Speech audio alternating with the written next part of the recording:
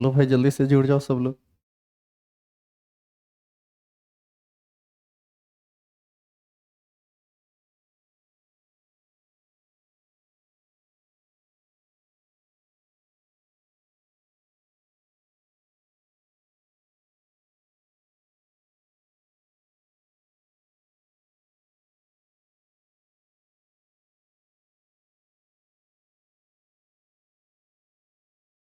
Good morning everyone.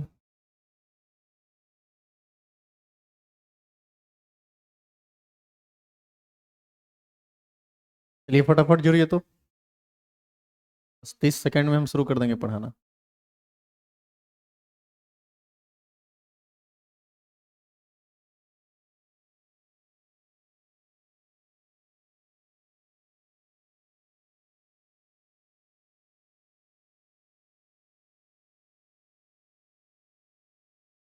चलिए शुरू करते हैं, ठीक है।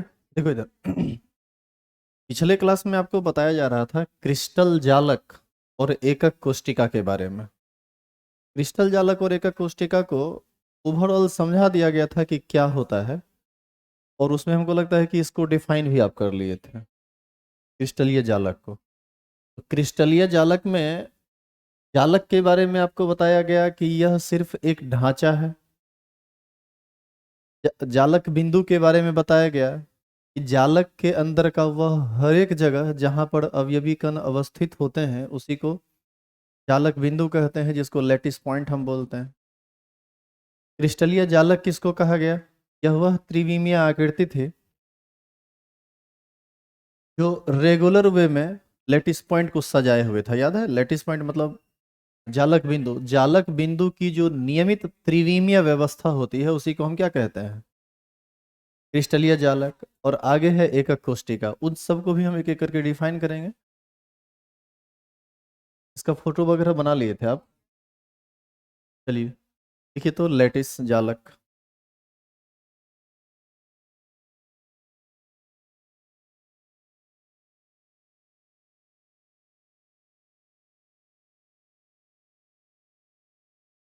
ई मीडियम का क्लास जब भी लाइव होगा तो 6 बजे ही लाइव होगा। 8 बजे क्लास लाइव नहीं होता है, वो क्लास ऑफलाइन मोड में चलेगा। क्लास चलेगा 8 बजे, 8 से 9 भी क्लास चलेगी। सबसे पहले अब स्टार लगा के हेडिंग डाल दीजिए जालक। इंग्लिश में क्या बोलते हैं इसको? लैटिस। देखिए इसके बारे में क्या लिखा हुआ है, यह केवल एक ढांचा है। ढांचा का मतलब होता है कि एक ढांचा बना दिए और जहां जहां पर कण को आप अवस्थित करेंगे पूरा का पूरा ठोस बनेगा। देखिए इसको। इसके बाद जालक बिंदु लिखिए, लैटिस पॉइंट।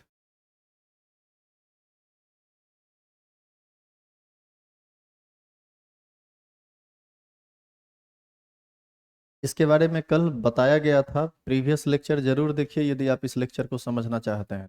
यदि मिस हो गया है, छूट गया है लेक्चर तो।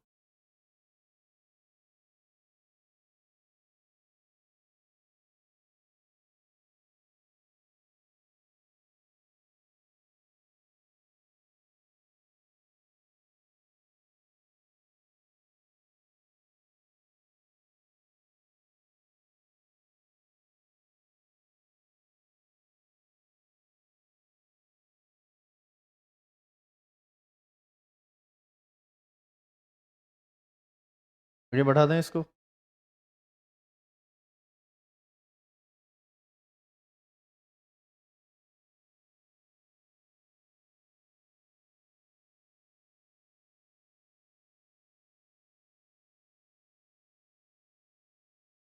यह वह बात है जो आप कल समझे हुए थे, इसीलिए हम इस पर कुछ बोल नहीं रहे। फटाफट लिख के खत्म कीजिए। यहाँ आपको बताया गया था 4 टॉपिक के बारे में। क्रिस्टल जालक के बारे में, जालक के बारे में, जालक बिंदु के बारे में, और एकक कोष्टिका के बारे में। एकक कोष्टिका पर थोड़ा सा काम अभी हम लोग करेंगे। इस सब को पहले यहाँ समझ लीजिए, फिर हम आपको एक वीडियो दिखाएंगे। वीडियो के माध्यम से आपको और बेहतरीन समझ में आ जाएगा क्रिस्टलीय जालक क्या होता है, जालक बिंदु क्या होता है, यूनिट सेल क्या होता है।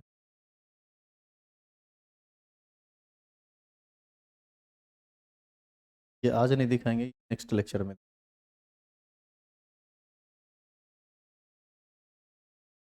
हेडिंग डाल दी एकक कोष्टिका। एकक कोशिका को ही इंग्लिश में क्या बोलते हैं? Unit cell. ये एक इंपॉर्टेंट टर्म है इस चैप्टर का।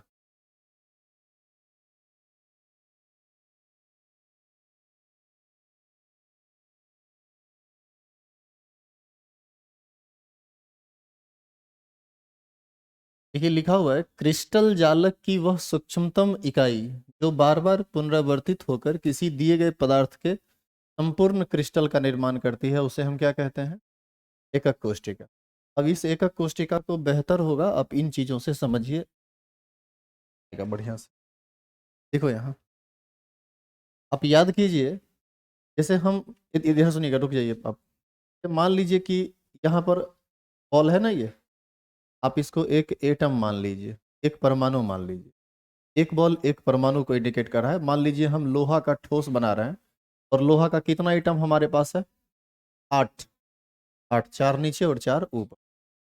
इस तरह का हम करोड़ों एटम ले लेते हैं, और करोड़ों एटम को नीचे एक परत बनाते हैं, फिर उस बॉल के ऊपर एक परत बनाते हैं, फिर उस बॉल के ऊपर एक परत बनाते हैं, फिर उस बॉल के ऊपर एक परत बनाते हैं। ढेर सारा परत बनेगा। अब देखिएगा ध्यान से, यदि हम सबसे स्मॉलेस्ट 3 डायमेंशनल यूनिट की बात करें, जिसमें लंबाई भी हो और चौड़ाई भी हो और ऊंचाई भी हो, तो लंबाई लंबाई भी है, चौड़ाई भी है, और इसमें ऊंचाई भी है। तो इस एक पार्ट, इसको आप निकाल लीजिए, तो इसी को हम क्या बोलेंगे? एकक कोशिका। अब जरा बताइए कि इसी के जैसा एक और क्यूब इसमें सटा दें, फिर और सटा दें, फिर और सटा दें, तो आपको नहीं लगता है कि लेयर अपने आप बनने लगेगा? नीचे वाला लेयर, ऊपर वाला लेयर, इसके ऊपर भी लेयर। तो आप ऐसा फील कर रहे हैं कि पूरे क्रिस्टल में इस तरह का अरेंजमेंट हमको दिख जाएगा, जो सबसे सूक्ष्मतम इकाई है, जिसमें लंबाई है, चौड़ाई है और ऊंचाई है। एक और बात जानिए, इस एक घन का जो प्रॉपर्टी होगा, वही पूरे घन का, पूरे ठोस का प्रॉपर्टी होगा, पूरे क्रिस्टल का प्रॉपर्टी होगा। मतलब इस एक घन की जो डेंसिटी होगी, वही पूरे ठोस की डेंसिटी होगी। इस एक घन के अंदर की जितना खाली जगह रहेगा, उस उतना प्रतिशत मात्रा में ही पूरे ठोस में खाली जगह रहेगा। तो हम लोग एकक कोशिका को यदि समझ लें, तो पूरे ठोस को समझना हमारे लिए आसान हो जाएगा। लेकिन अभी तक हम लोग एकक कोशिका को विशेष रूप से नहीं समझे हैं, उसका जो कंसेप्चुअल चीज़ है उसको नहीं समझे। हम सिर्फ ये समझ रहे हैं कि एकक कोशिका होता क्या है। तो एकक कोशिका क्या होता है? इसी यूनिट, ये सबसे सूक्ष्मतम इकाई है। इसी को हम बार बार पुनरावर्तित करेंगे, बार बार रिपीट करेंगे, तो एक बड़े से क्रिस्टल का निर्माण होगा। वही बात यहाँ लिखा हुआ है कि क्रिस्टल जालक की वह सूक्ष्मतम इकाई जो बार बार पुनरावर्तित होकर किसी दिए गए पदार्थ के संपूर्ण ठोस यानी संपूर्ण क्रिस्टल का निर्माण करती है, उसे हम एकक कोशिका कहते हैं। यहाँ पर भी आपको फोटो बनाना पड़ेगा एकक कोशिका का। अब यहाँ पर जो फोटो बनाएगा और कल जो फोटो बनाएगा, याद है क्या बोले थे? उसमें बोला गया था कि आप डॉटेड लाइन दिखा दो, लेकिन इसमें बोला गया था कि डॉटेड लाइन नहीं दिखाना, क्योंकि सूक्ष्मतम इकाई तो एक ही दिखेगा, और वहाँ क्रिस्टल जालक था तो बहुत सारा दिखता, बहुत सारा दिखता। तो हम इतना बनाने में सक्षम नहीं है, चूंकि 3 डायमेंशनल भारी डायग्राम है ये, तो हम सिर्फ डॉट लगा के छोड़ दिए थे। तो फटाफट लिख लीजिए। तो ये पूरा हुआ क्या? इसको पहले डिफाइन कीजिए और आगे मत बढ़िएगा, यहाँ पर एक फोटो बनेगा।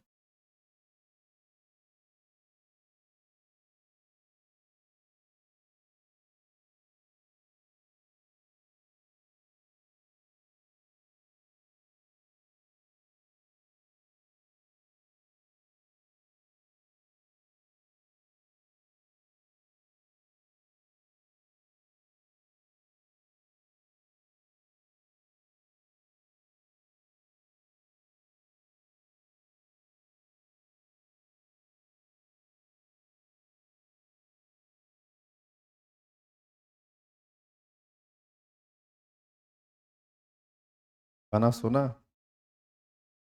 रिस्क लेके किया जा रहा है।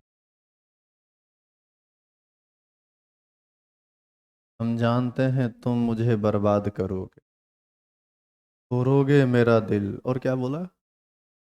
मुझे बर्बाद करोगे, कुछ ऐसा ही था। नहीं, वैसे कहाँ बोला? बोला दिल फिर भी तुम्हें देते हैं, क्या याद करोगे। मतलब हाई रिस्क पर दे रहे हैं। बहुत रिस्क है भाई जिंदगी में।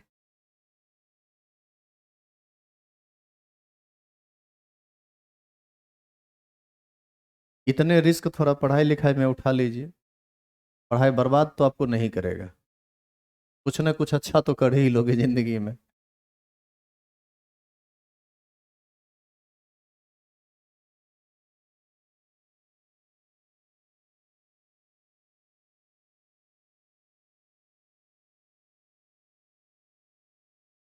क्या ये लिख लिए क्या? चलिए क्यूब बना लीजिए, तो देखिए कुछ इस तरह का फोटो बनेगा यहाँ। क्यूब बनाना तो सबको आ गया होगा हमारे ख्याल से। चलिए क्यूब बनाइए।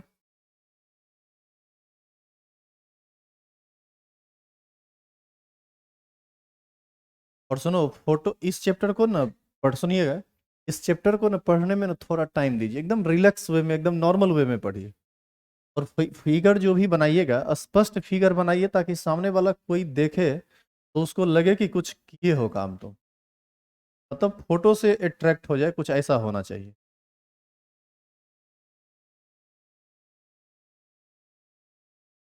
कहाँ कहाँ बॉल डालना था याद है? 8 कॉर्नर पर बॉल डाल दीजिए।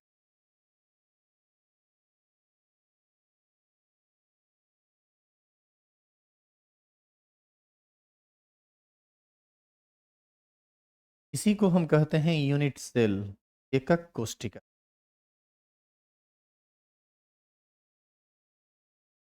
बना लो तो फटाफट।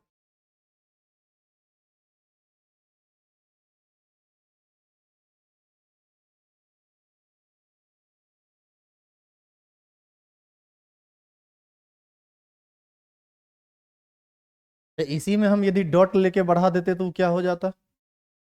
क्रिस्टल जालक। और ये पॉइंट क्या कहलाएगा? जालक बिंदु। और ये जो लाइनिंग खींचा हुआ है इमेजिनरी लाइन, उसी को हम जाल मतलब एक ढांचा कहते हैं,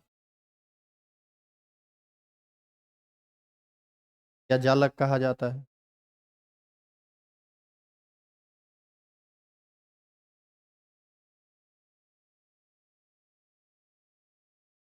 क्योंकि लाइक नहीं कर रहे हैं, लाइक कीजिए, फोटो इतना बढ़िया बन करेगा ना रे।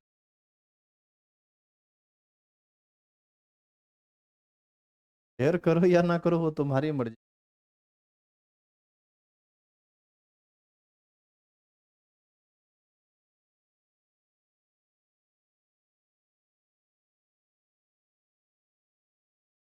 आगे बढ़े अब। चलिए हेडिंग डालिए तो, एकक कोशिका के प्रकार, types of unit cell.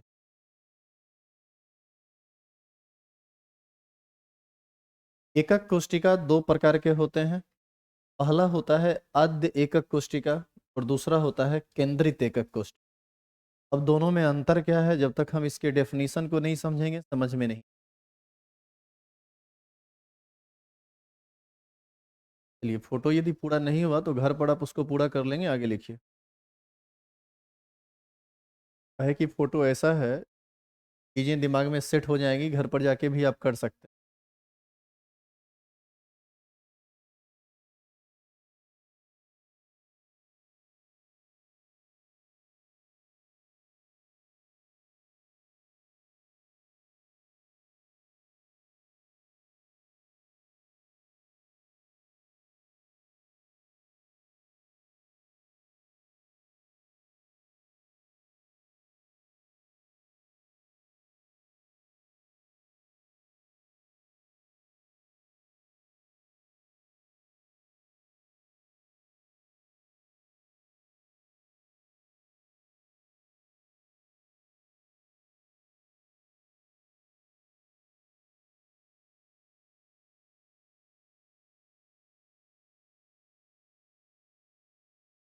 Types of unit cell में दोनों का नाम लिख लीजिए, दोनों हिंदी और इंग्लिश में लिख लीजिए।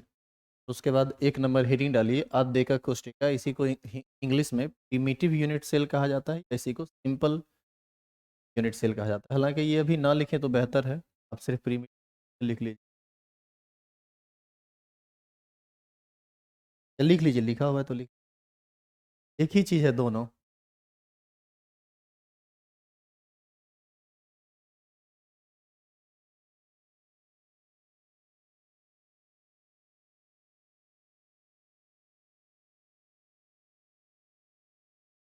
अभी जो फिगर आ रहा है ना आप लोगों को पढ़ने के लिए, ये सब फिगर आसान आसान है, आगे चल के ये फिगर बहुत टफ टफ आने लगता है।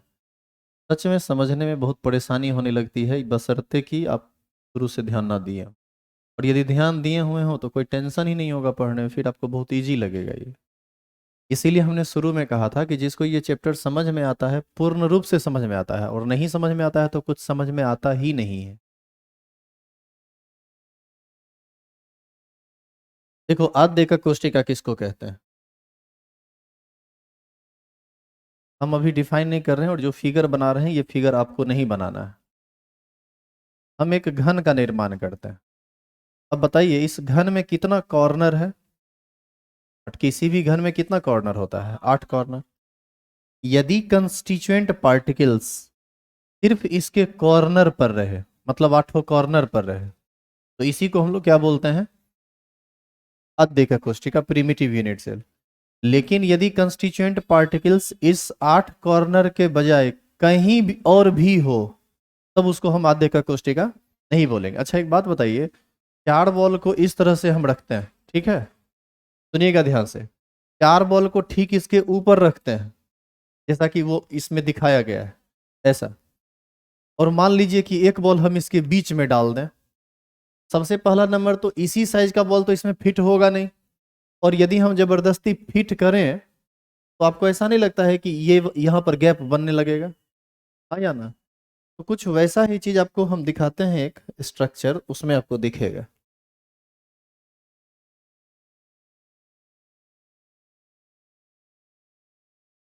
देखो, आप ध्यान से देखिए, आपको ये महसूस हो रहा होगा कि यह भी एक क्यूब ही है, लेकिन उससे अलग है। क्या अलग है और क्यूब कैसे है यह भी समझो। यदि हम इस बॉल देखिएगा, यदि हम इस बॉल को मिला दें तो बताओ एक वर्ग बनेगा? नीचे वाला चारों को मिला दें तो एक वर्ग बनेगा? ऊपर से ऊपर सबको मिला देंगे तो एक घन बनेगा? अब बताइए उसमें इसमें अंतर क्या है? उसमें 4 नीचे 4 ऊपर था, बीच में कोई बॉल नहीं था। इसमें 4 नीचे 4 ऊपर है और एक बॉल बिल्कुल बीचों बीच है, और जैसे ही बॉल बीचों बीच गया है, देखिए बीच में गैप आ गया है कि नहीं? तो ऐसी स्थिति में ये आद्य एकक कोष्टिका नहीं कहलाएगा, लेकिन ये क्या कहलाएगा? ये क्या कहलाएगा? आद्य एकक कोष्टिका। तो आद्य एकक कोष्टिका और केंद्रित एकक कोष्टिका क्या होता है, पहले आप भरबली सुन लीजिए फिर यहां से उतार लीजिएगा। आद्य एकक कोष्टिका एक ऐसी एकक कोष्टिका होती है जिसमें एकक कोष्टिका के सिर्फ कोना पर अवयवी कण अवस्थित रहते हैं, यानी सिर्फ कॉर्नर में बॉल रहते हैं। और आप इसको देखिए, यह एक ऐसी एकक कोष्टिका है जिसमें सभी कोना पर तो बॉल है ही, लेकिन कोना के अतिरिक्त भी और कहीं कहीं बॉल है। तो कोना के अतिरिक्त मतलब कॉर्नर के अतिरिक्त और कहीं भी बॉल आ जाए तो उसको हम लोग आद्य एकक कोष्टिका नहीं कहेंगे, उसको कहा जाता है केंद्रित एकक कोष्टिका। क्लियर है ये? अब आगे की बात सुनिए। केंद्रित एकक कोष्टिका को आगे चल के 3 भाग में बांट दिया गया है। कितने भागों में? 3 भागों में। एक को कहा जाता है बॉडी सेंटर्ड यूनिट सेल, एक को कहा जाता है फेस सेंटर्ड, और एक को कहा जाता है इंड सेंटर्ड। उस सब का हम फोटो बनाएंगे, सबको बढ़िया से देखेंगे कि वो कैसे कैसे क्लासिफाई हुआ है और समझेंगे। पहले आप ये बताइए कि आद्य एकक कोष्टिका और केंद्रित एकक कोष्टिका में अंतर समझ में आया? क्या होता है आद्य एकक कोष्टिका? ऐसी एकक कोष्टिका जिसमें घन के सिर्फ कोनों पर अवयवी कण उपस्थित हो उसे हम आद्य एकक कोष्टिका कहेंगे, और ऐसी एकक कोष्टिका जिसमें कोनों के अतिरिक्त और भी अन्य जगहों पर कंस्टिट्यूएंट पार्टिकल्स उपस्थित हो उसे हम केंद्रित एकक कोष्टिका कहेंगे। क्लियर है? तो इसका फोटो भी बाद में आपको बनाना पड़ेगा, तो पहले आप इसको डिफाइन कीजिए। तो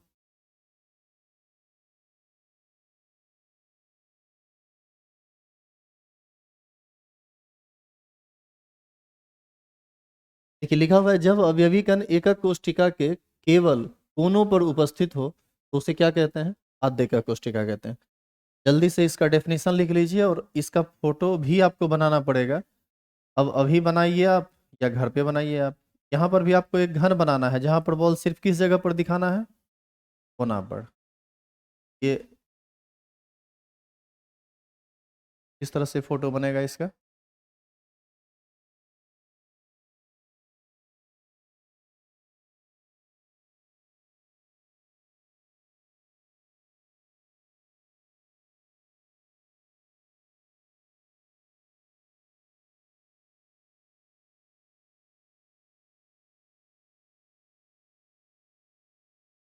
इसी को हम आद्य एकक कोष्टिका या सिंपल क्यूबिक यूनिट सेल कहते हैं। सिंपल क्यूबिक की वजह से ही इसको सूचित किया जाता है किस चीज से? एससी से। देखिए किस चीज से कहेंगे, क्या बोलेंगे इसको? एससी। एससी का मतलब हुआ सिंपल क्यूबिक। ठीक है, तो हम जब भी अभी से एससी की बात करें तो आप समझ जाइएगा कि हम एक घन बना रहे हैं और घन के सिर्फ कॉर्नर पर बॉल डाल रहे हैं और कहीं भी बॉल नहीं डाल रहे हैं।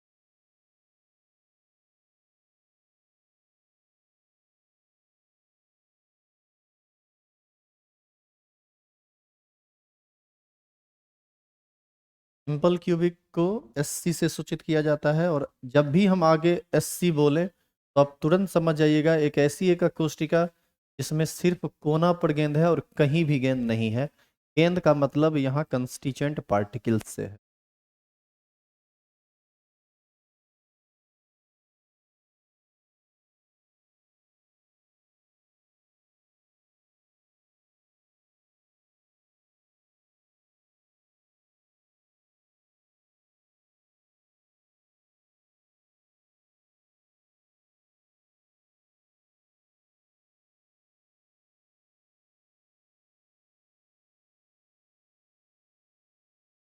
इसके बाद हेडिंग डालेंगे केंद्रित एकक कोष्टिका।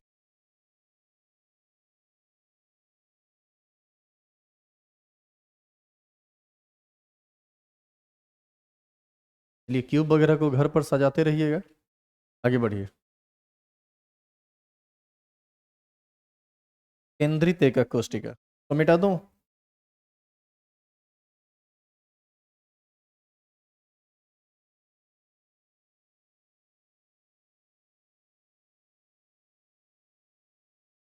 देखिए, इसका परिभाषा लिखा हुआ है, जब एकक कोष्टिका में एक या अधिक अवयवी कण कोनों के अतिरिक्त अन्य स्थितियों पर उपस्थित हो तो उसे केंद्रित एकक कोष्टिका कहते हैं। आगे चल के ये तीन भाग में बटेगा, तीनों का फिगर के साथ हम समझेंगे कि वो क्या है।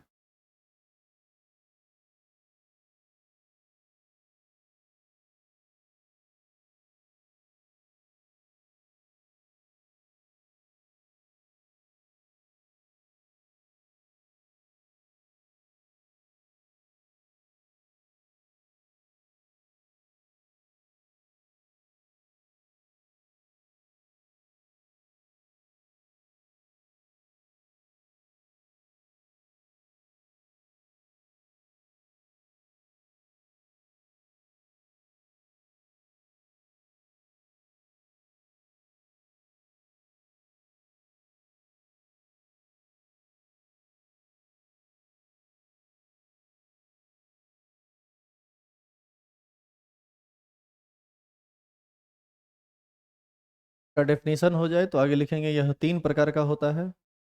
ए नंबर लिखेंगे अंतः केंद्रित एकक कोष्टिका।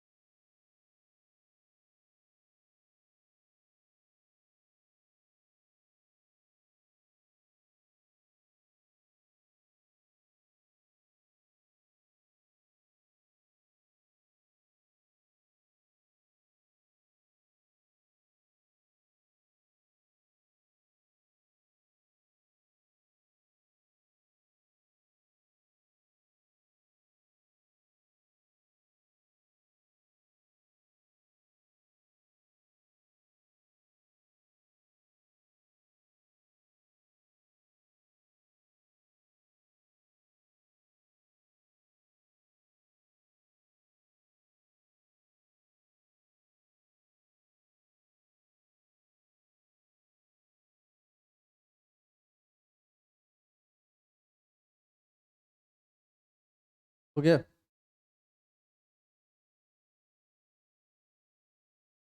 इसमें ना तीनों का नाम मत लिखना, सिर्फ ए नंबर हेडिंग डालो, पहले इसको समझ के आगे बढ़ेंगे तब बी नंबर और फिर सी नंबर देखें।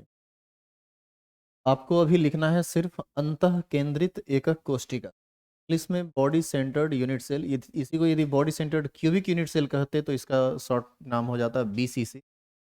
आपको उसी के बारे में पढ़ना है, इसलिए यहाँ लिख दिया गया है।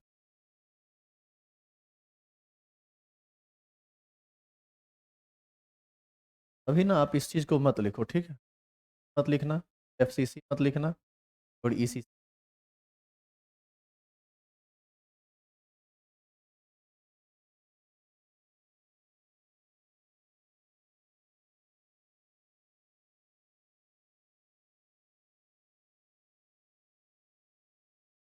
क्या क्या सब उतारने लगा? चलिए देखिए, तो इसको डिफाइन कीजिए। देखिए इसमें क्या है, इत, इस तीनों को एक बार समझ लो भरवली, ठीक है, बाद में वहां देखोगे तो अपने समझ में आ जाए। बॉडी सेंटर्ड यूनिट सेल एक ऐसा यूनिट सेल होगा जिसमें सभी कॉर्नर पर गेंद रहेगा और एक गेंद बिल्कुल क्यूब के बीचों बीच रहेगा, बिल्कुल ऐसा। देख रहे हैं ऐसा? देखिए ये घन है, ये घन एक बना रहा है, सभी कोना पर तो गेंद है ही, साथ साथ एक गेंद कहाँ है, बिल्कुल बॉडी के बीचों बीच, मतलब क्यूब के बिल्कुल बीचों बीच। तो इसी को क्या कहेंगे हम लोग? Body centred unit cell, BCC, या इसी को हम अंतः केंद्रित एकक कोशिका कहते हैं। दूसरा है फेस सेंटर्ड। फेस सेंटर्ड क्या होता है वो सुनो। एक बात बताइए आप पहले, इसी एक घन में कितने कॉर्नर होते हैं? 8। और फेस कितने होते हैं? फेस होते हैं 6, फलक जिसको आप कहते हैं। तो एक ऐसी एकक कोशिका होती है जिसमें सभी कोना पर तो गेंद रहेगा ही रहेगा, लेकिन कोना के अतिरिक्त हर एक फेस के बीचों बीच एक एक गेंद रहेगा, हर एक फेस के बीचों बीच। अब उसको जब हम फोटो बनाएंगे तब, ए नितिन इधर सुनो, तो बोलो एमसीबी डाउन करने के लिए। उसको जब हम वहाँ फोटो बनाएंगे तब थोड़ा बेहतर समझेंगे। और एक होता है ईसीसी, ईसीसी भी कुछ इसी टाइप का चीज है, उसको हम आगे देखेंगे। पहले आप इसको लिखिए। तो देखिए यहाँ लिखा हुआ है, ऐसी एक कोशिका जिसमें एक अवयवी कण कोनों के अतिरिक्त उसके अंतः केंद्र में भी उपस्थित रहता है। अंतः केंद्र का मतलब हुआ अंदर का बिल्कुल बीचों बीच वाला भाग। बताइए इसमें आपको बिल्कुल बीचों, ऐसा नहीं लग रहा है कि इस क्यूब के बिल्कुल बीचों बीच ये वाला बॉल उपस्थित है, ये बीच वाला, ये अंदर में जो है, इसी को हम लोग बोलते हैं अंतः केंद्रित। इंग्लिश में इसी को बॉडी सेंटर्ड कहा जाता है।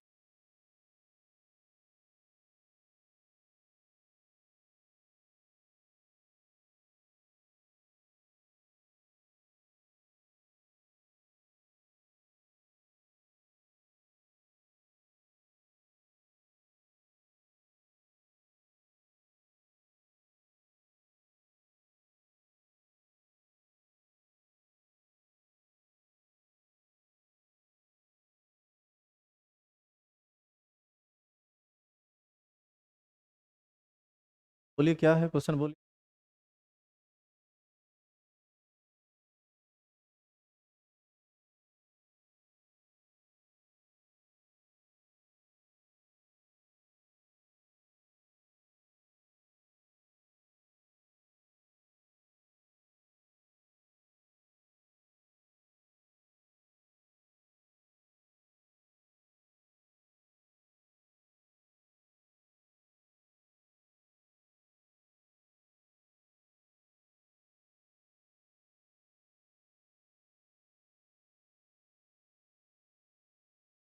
तो देखो यहाँ, यहाँ फोटो तुमको बनाना पड़ेगा, वो भी थोड़ा ढंग से।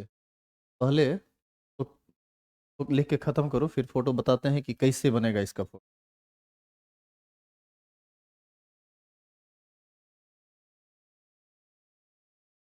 सबका लिखा हुआ हो गया? चेंज करो इसे। देखिए यहाँ, ये जो आप बनाए हैं अभी, ये बना हुआ क्या है सो बताइए आप। घन है, और घन के कोना पर न गेंद है अभी, तो ये सिंपल क्यूबिक हुआ। हम क्या चाह रहे हैं बनाना? बॉडी सेंटर्ड, बीसीसी, मतलब एक बॉल को हमको डालना है बिल्कुल इस घन के बीचों बीच। तो देखिए ये कैसे होता है। इसके लिए आपको फिर से पहले एक घन बनाना पड़ेगा और सभी कोना पर गेंद को दिखाना पड़ेगा। अब क्या करना है वो देखो। हम यदि इस पूरे घन का बीचों बीच निकालें, बताओ इस डायगोनल को और इस डायगोनल को मिला दें, तो बताइए एक सेंटर मिलेगा हमको, उसी सेंटर पर ना वो बीच आएगा। तो हम उसको दिखाते हैं कि हम कैसे उसको करेंगे। जैसे देखिए, हम क्या कर रहे हैं कि यहाँ से डॉटेड लाइन खींच रहे हैं, और कोशिश, टेढ़ा हो गया ये डॉटेड लाइन, थोड़ा सीधा रखिएगा आप लोग भी।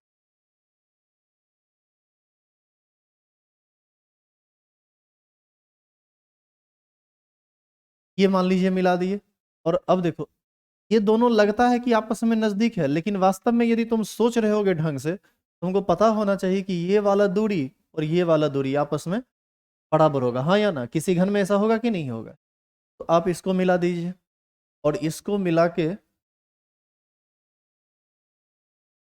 और इससे मिलाइएगा, इससे मिलाइएगा तो पीछे वाला फलक वाला दोनों मिल जाएगा। अपोजिट डायगोनल मिलाना है, घन का अपोजिट डायगोनल मिलाना है, तो ऐसी स्थिति में आपको ये वाला कट मिलेगा। पहले बताइए आपको समझ में आया कि नहीं है? तो यहां पर आप एक बॉल जो दिखाएंगे वो इस जगह पर दिखाएंगे, यहां पर। अब बताइए ये हरा कलर वाला जो बॉल है या जो भी कलर है, ये कहाँ उपस्थित है?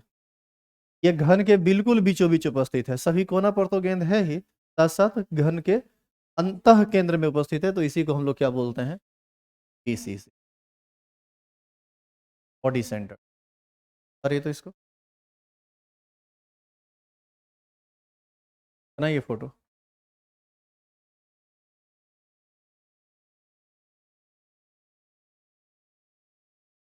प्रेम कुमार, आप कुछ पागल उगल हैं क्या? ऑफिस में जो पूछे थे, क्या पूछे थे हमको उतना याद नहीं है। हर दिन आदमी पूछते रहता है, कितना हम याद रखेंगे? क्या क्वेश्चन था बताइए क्वेश्चन। जो पढ़ा रहे हैं आपका ध्यान उस पर नहीं है, और ऑफिस में जो पूछे थे वो बताइए। ऑफिस में पूछे थे कल क्या हुआ था?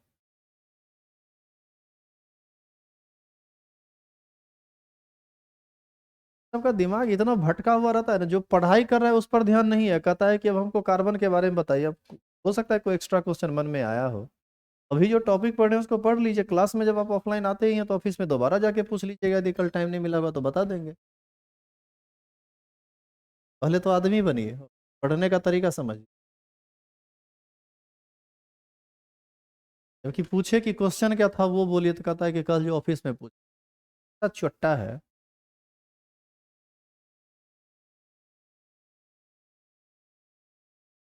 अभी तक 4-5 लाइन लिख चुका है लेकिन क्वेश्चन नहीं लिखा है। क्योंकि हम थोड़ी देर पहले बोले हैं ना कि जो क्वेश्चन था क्वेश्चन बोलिए। इसीलिए लाइव क्लास बंद कर दी। थोड़ा ही करता है खाली बैठ। घर में बैठ के ये सब करने में मजा ना आता है। अगला दिन से चैट बंद कर देंगे।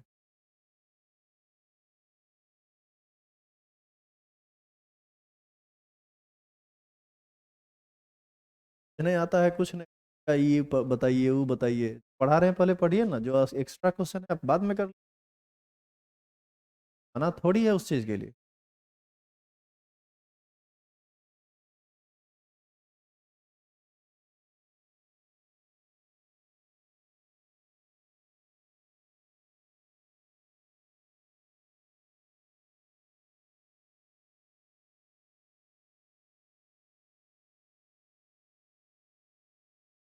वो क्या लिखा हुआ? चलिए हेडिंग डालिए तो, फलक केंद्रित एकक कोष्टिका।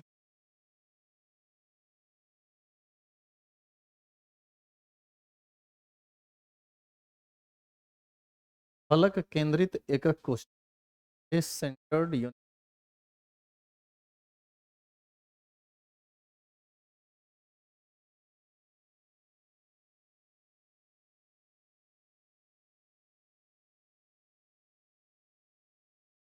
इसी टाइप में डांटेंगे तो कहेगा क्वेश्चन है तो बताते नहीं। चलेगा कुछ, पूछेगा कुछ, डांटेंगे तो बुरा भी लगेगा।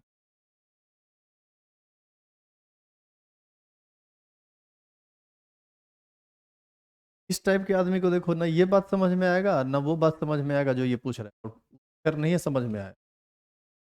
बाद में जब सुनो ना, जब इलेक्ट्रोकेमिस्ट्री पढ़ा रहे होंगे तब पूछेगा सर बीसीसी क्या होता है। इतना चुट्टा होता है इस टाइप।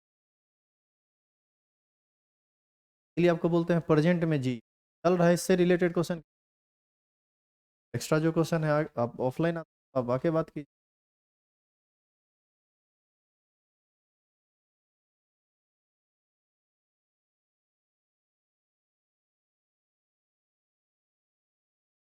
चलो इधर देखो, आप लोग यहाँ देखिए तो, अलग केंद्रित आप देख लिए यहाँ।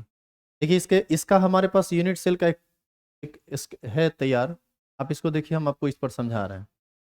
आप इमेजिन कीजिए कि आप, नहीं, इस बॉल को इस बॉल को इस बॉल को इस बॉल को, इस सब के सेंटर को आप मिलाइएगा तो बताइए एक वर्ग का निर्माण होगा। और आपको ऐसा नहीं लगता है कि इस वर्ग का निर्माण होगा? ठीक इसके नीचे में देखिए तो यहाँ भी वर्ग का निर्माण होगा। और इस बॉल से इसको मिला दें, इस बॉल से इसको मिला दें, इस बॉल से इसको मिला दें और इस बॉल से इसको मिला दें, तो बताइए फिर से घन का निर्माण होगा। अब आप देखिए कि यह एक ऐसा घन है जिसमें 8 कोना पर तो गेंद है ही, लेकिन आप ध्यान से देखिए कि हर एक फलक के बीचों बीच एक गेंद है। जैसे देखो ये फलक एक है फलक। अब बताइए यहाँ पर बीचों बीच ये फलक का बीच ही ना हुआ।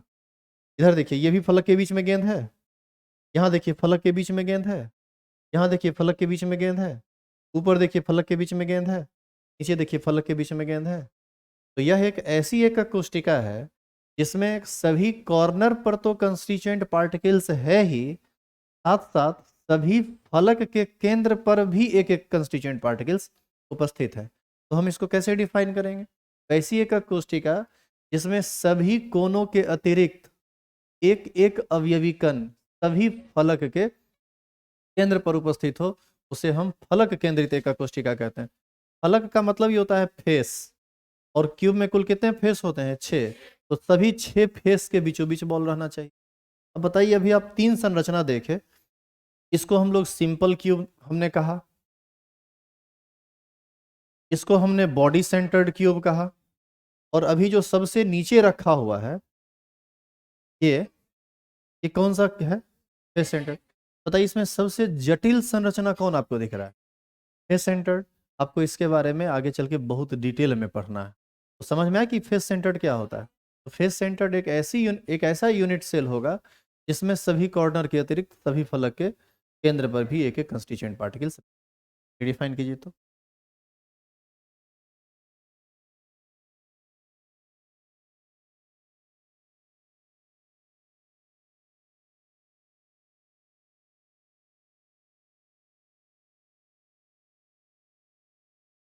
जो चीज अभी हम वहां पर बॉल पर दिखाए थे उसी का हम एक फोटो बना के आपको दिखा, तो और बेहतर समझ में। पहले आप इसको डिफाइन करके लिख लीजिए।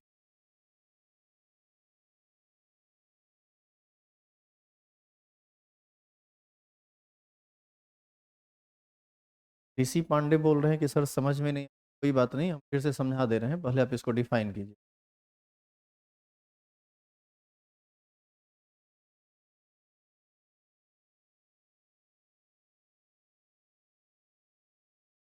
पढ़ा दें और समझ में आए नहीं, बात अभी पूरी नहीं हुई है, पहले आप लिख लीजिए, सब समझा देंगे।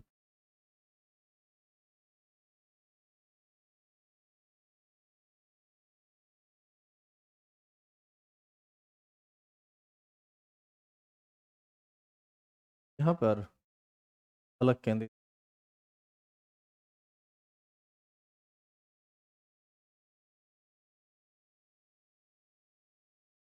ऐसी एक कोष्टिका जिसमें कोनों पर उपस्थित अवयवी कणों के अतिरिक्त एक अवयवी कण प्रत्येक फलक के केंद्र पर भी उपस्थित रहता है, उसे फलक केंद्रित एकक कहते हैं। जिन लोगों को उस बॉल में समझ में नहीं आया, वो लोग यहाँ फिगर देखिए, और फिर से हम आपको बॉल वाला दिखाएंगे वो स्केल्टन, तब आपको बढ़िया से समझ में आ जाएगा कि हम क्या कह रहे हैं। वो समझने में परेशानी इसलिए हुई होगी क्योंकि वो बड़ा रूप है, आपको थोड़ा परेशान कर रहा है।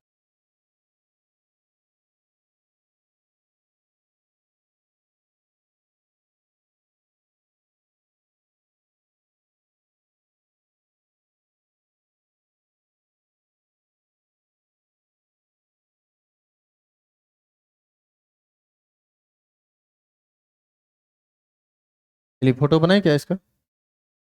चलो अब सब सब लोग खूब ध्यान से देखना, इसको समझ में आएगा। सबसे पहले तो आप एक क्यूब बनाइए। देखिए पहले, सिर्फ आप देखिए अभी।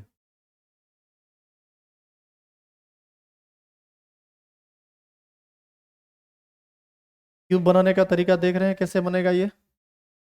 देखो, पहले तो तुम सभी कॉर्नर को समझो, सभी फलक को समझो, ये समझना जरूरी है। और सभी एज को समझो, कितना साइड होता है ये भी जानना आपको जरूरी।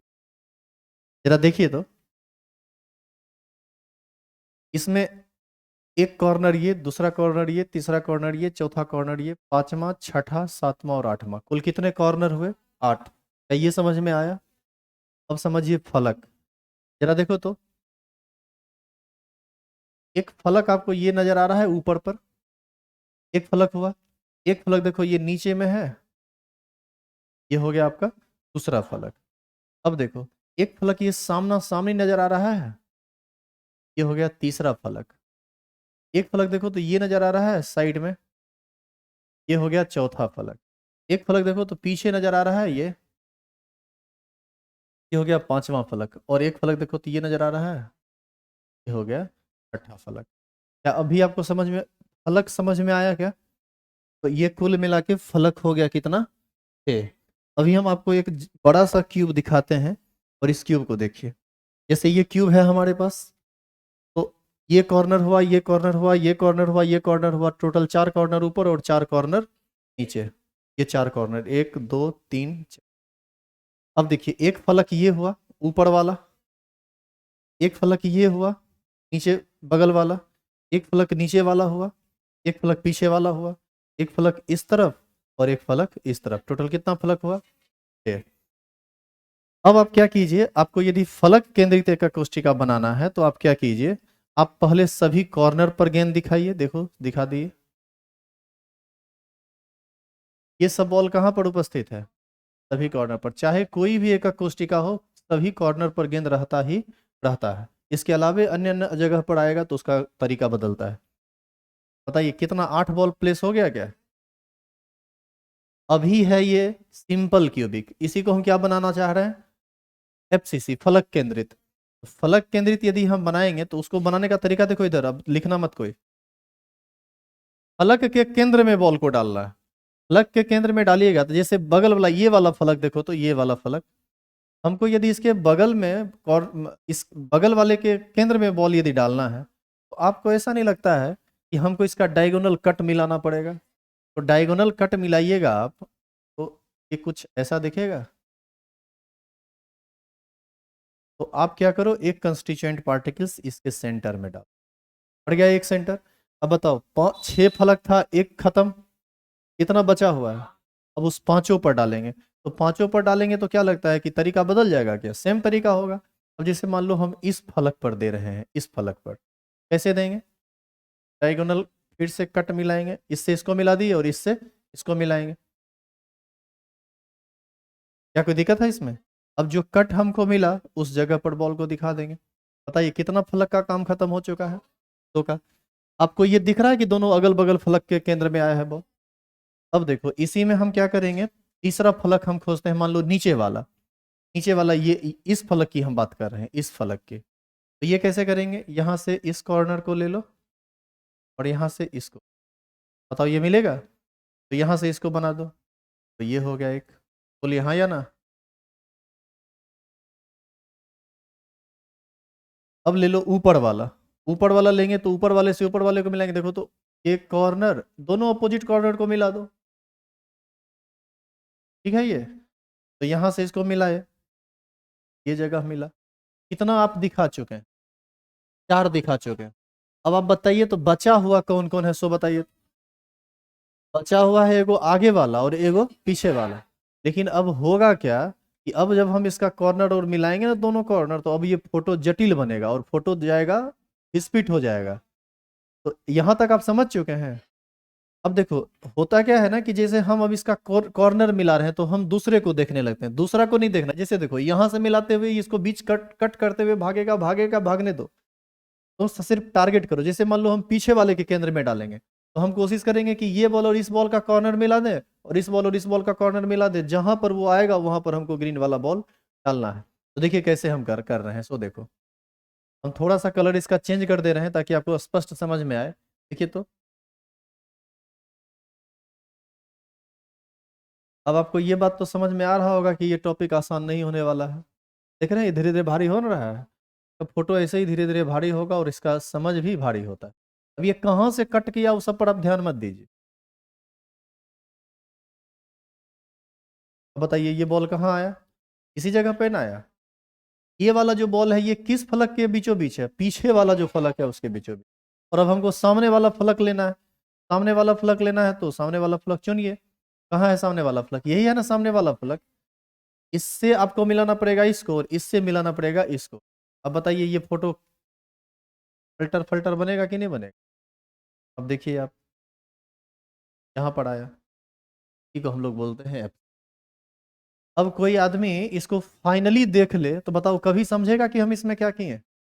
लेकिन आपको समझ में आ रहा होगा कि हम क्या किए। तो आप एक काम कीजिएगा, इसको अभी मत बनाइए, घर पर जाके, और इस सुनो इधर, घर पर जाके इसको बनाना और कोशिश करना कि इस फिगर को छोटा में ना बनाए। इस फिगर को कोशिश करना थोड़ा बड़ा में बनाए तो तुमको समझ में आ जाएगा कि क्या है कैसे है। क्लियर है ये? क्या घर पे ये कर लोगे? एक लास्ट बच गया है इंड सेंटर्ड, वो खाली लिख लो, उसको भी घर पे कर लेना, वो समझा हुआ है। ये आउट ऑफ सिलेबस है, ये पढ़ना नहीं होता है, लेकिन क्योंकि क्लासिफिकेशन है, बस इसको डिफाइन कर लीजिए, घर पर अपने से फोटो बना लीजिएगा। या छोड़ दें, पढ़ाने दीजिए। कल थोड़ा याद दिला देना कि इंड सेंटर्ड सी नंबर से चलना है, ठीक है? वैसे हम आपको वर्बली बता देते हैं इंड सेंटर्ड क्या होता है। इंड सेंटर्ड जो है ना, इधर देख लो थोड़ा। इंड सेंटर्ड जो है, इसमें आप इस तरह से क्यूब बनाइए, 8 बॉल डाल दीजिए, कहां पर? 8 कॉर्नर पर, इस तरह से डाल दिए, और किसी दो अपोजिट फेस के बीचों बीच बॉल डाल दीजिए। किसी भी दो अपोजिट फेस, अपोजिट फेस देखिए, फेस का ऊपर वाले फेस के बीचों बीच यही ना पॉइंट आ रहा है, तो आपको डालना है ठीक नीचे वाले के बीचों बीच, यानी कुछ ऐसा।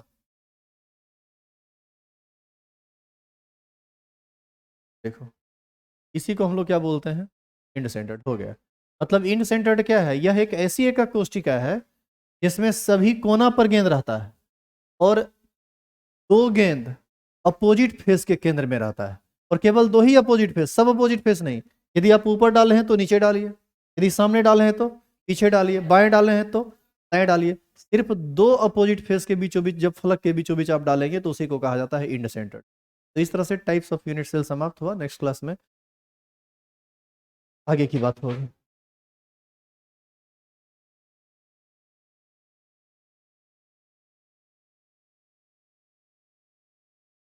ये आज के लिए बस इतना ही। कुछ क्वेश्चन होगा तो कमेंट बॉक्स में डाल दीजिएगा, हम नेक्स्ट क्लास में डिस्कस कर दें।